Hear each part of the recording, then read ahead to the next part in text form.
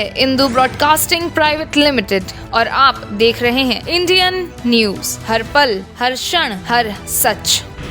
भाजपा की परिवर्तन यात्रा में पहुंचे भाजपा सांसद मनोज तिवारी ने कहा कि छत्तीसगढ़ की जनता प्रदेश की कांग्रेस सरकार के कुशासन और भ्रष्टाचार से अब उब चुकी है, इसलिए यहां परिवर्तन होकर ही रहेगा। उन्होंने कहा है कि पीएम नरेंद्र मोदी और भाजपा की कार्यशैली का प्रतिफल छत्तीसगढ़ को मिलेगा। वहीं कांग्रेस ने भाजपा पर पलटवार करते हुए कहा है कि छत्तीसगढ़ में भाजपा के नेताओं को नाकारा साबित हो रहे हैं। परिवर्तन यात्रा में शामिल होने आए हैं और परिवर्तन होके रहेगा, ऐसा छत्तीसगढ़ के गलियों से, गांवों से, शहरों से ऐसा वाइब्रेशन आने लगा है। हमारा इस समय पहला यात्रा में शामिल हो रहा हूं। जगह जगह से जहां से परिवर्तन यात्रा चल रही है, वहां से जो छत्तीसगढ़ में जो कुशासन और भ्रष्टाचार है उसके खिलाफ लोग खुद ही खड़े हो रहे हैं।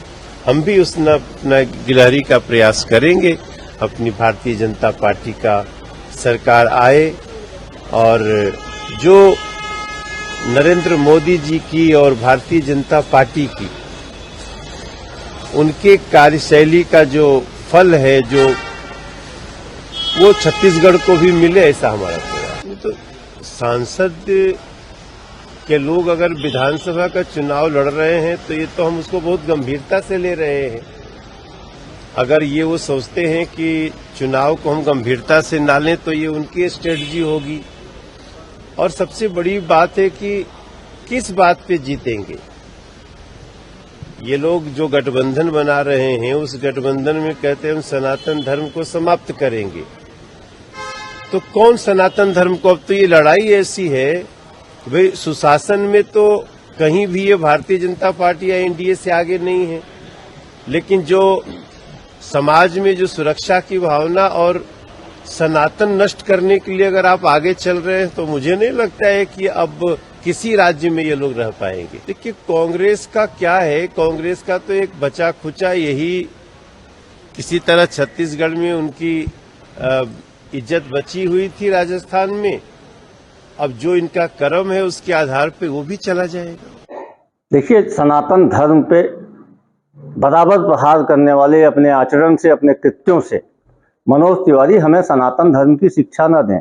जो मनोज तिवारी फुहरता भरा गाना गाते हैं कि बेबी बेबी बियर पी के नाचे लगली छम्मा छम, वो मनोज तिवारी हमें सनातन की परंपरा सिखाएंगे। मनोज तिवारी को स्वयं अभी सनातन के आचरण सीखने की जरूरत है। निश्चित तौर पर छत्तीसगढ़ में भारतीय जनता पार्टी के जो नेता हैं पूरी तरीके से नाकाबिल, अक्षम और बेकार साबित हुए हैं। यही कारण है कि भारतीय जनता पार्टी ने यहाँ पे पूरी केंद्रीय मंत्रियों की फौज उतार दी है।